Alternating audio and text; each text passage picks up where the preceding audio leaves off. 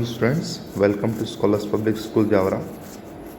हम लोग क्लास 8 के लिए चैप्टर नंबर 8 जिसका नाम है cell the building block of life के अंदर आज हम पढ़ने जा रहे हैं variation number, shape and size of the cell.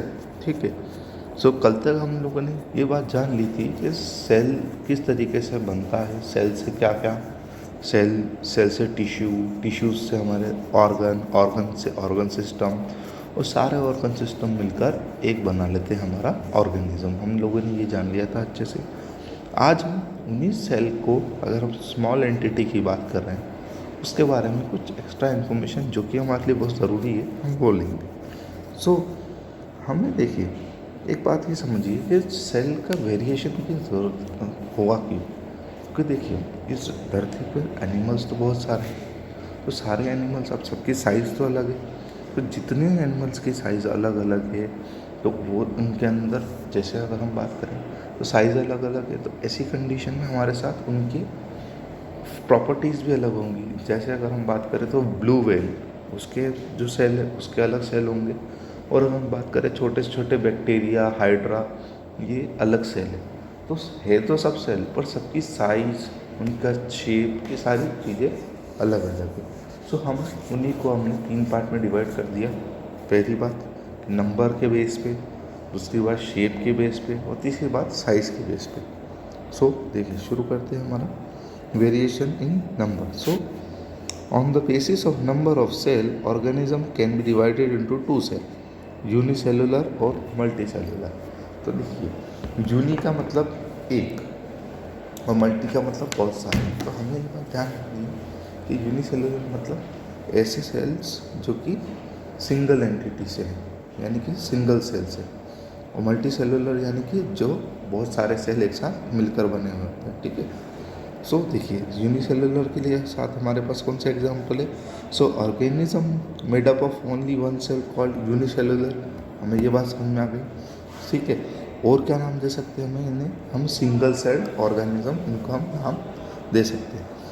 These are different types of unicellular organism including, कौन कौन से होंगे, तो हमें ये बात ध्यान रखनी है। आपका एक बैक्टीरिया हो जाएगा,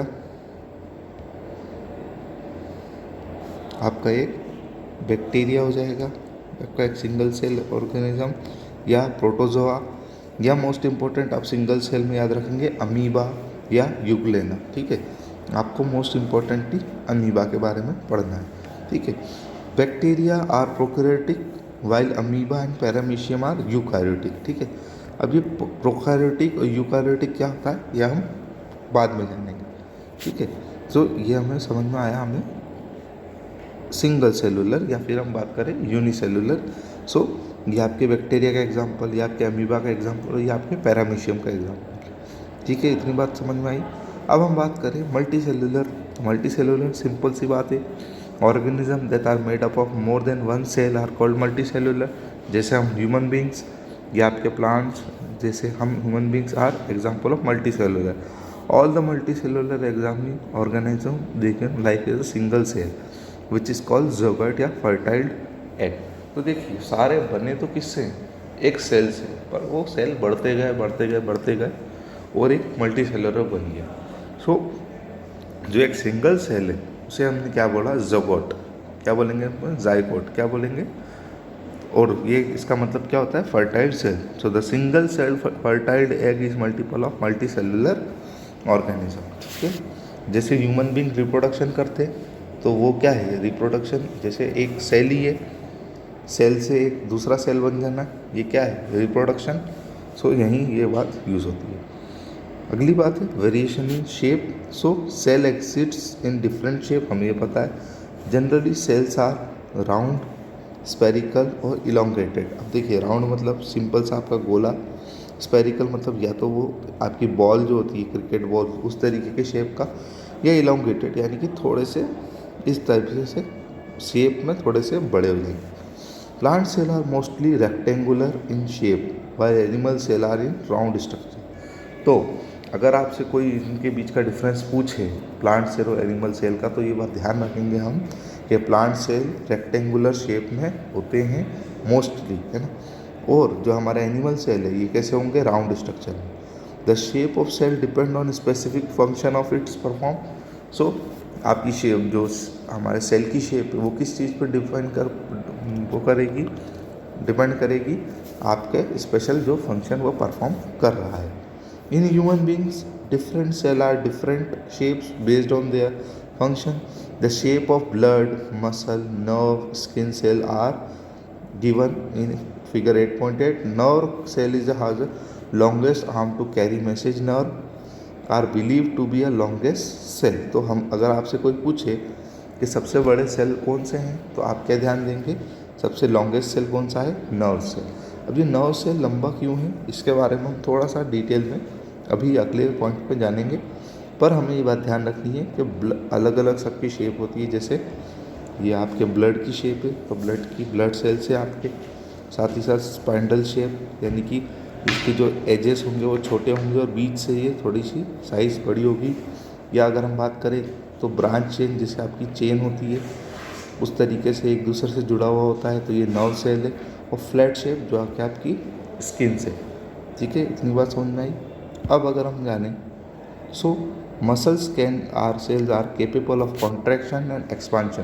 तो देखिए अगर हमारे हाथ को मूवमेंट करवाना है हमें, तो हमें हमारी जो मसल्स हैं उनके अंदर कॉन्ट्रैक्शन और इलॉन्गेशन कराना पड़ेगा, आपको पता है। उनका फंक्शन अलग होगा। और जैसे अगर और किसी की बात करें they are thin, long and pointed to both the ends, ठीक है। Skin cell are cover large area, this are flat shape. हमारी जो स्किन है वो फ्लैट शेप की होती है, आपको पता है। तो स्किन भी क्या है आपकी, एक फ्लैट शेप सेल्स है, ठीक है। We know that amoeba how it is change shape. Can you give other example of cell that change its shape?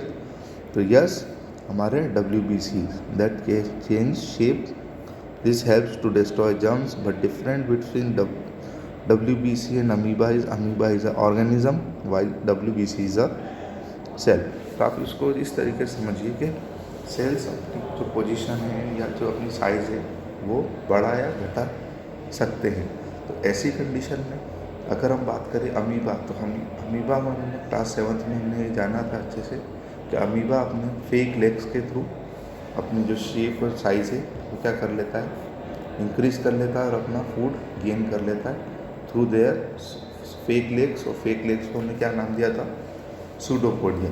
तो सेम हमारे पास एक और एग्जांपल है आपके WBC। तो देखिए जैसे अगर हम बात करें कि अगर आपकी बॉडी के अंदर जर्म्स आ जाते हैं तो जर्म्स आपकी बॉडी को हार्म कर सकते हैं।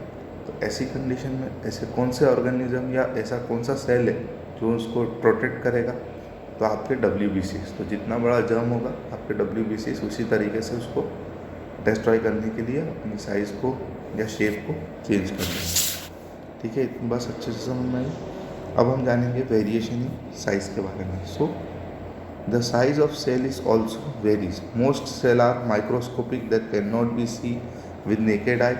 तो देखिए बहुत सारे सेल जो हैं वो इतने छोटे होते हैं कि हम उनसे नॉर्मल हमारी आँखों से नहीं देख सकते, इसलिए हम उनको कैसे देख सकते हैं, हमने माइक्रोस्कोप से। So we can see with them with help of microscope. The size में be very two micrometre. Micrometre यानी कि देखिए 1 मीटर का 10 लाखवां हिस्सा, जो आप 1 मीटर देखते हैं ना, 1 मीटर यानी कि 100 सेंटीमीटर। तो अगर 1 मीटर के अगर आप 10 लाख हिस्से कर दोगे ना, तब आपको वो एक सेल का बराबर है, यानी कि बहुत ही छोटा, ठीक है। The smallest cell are bacteria in ranging 0.1 to 0.5 micrometre in size. तो बैक्टीरिया बहुत छोटे होते हैं।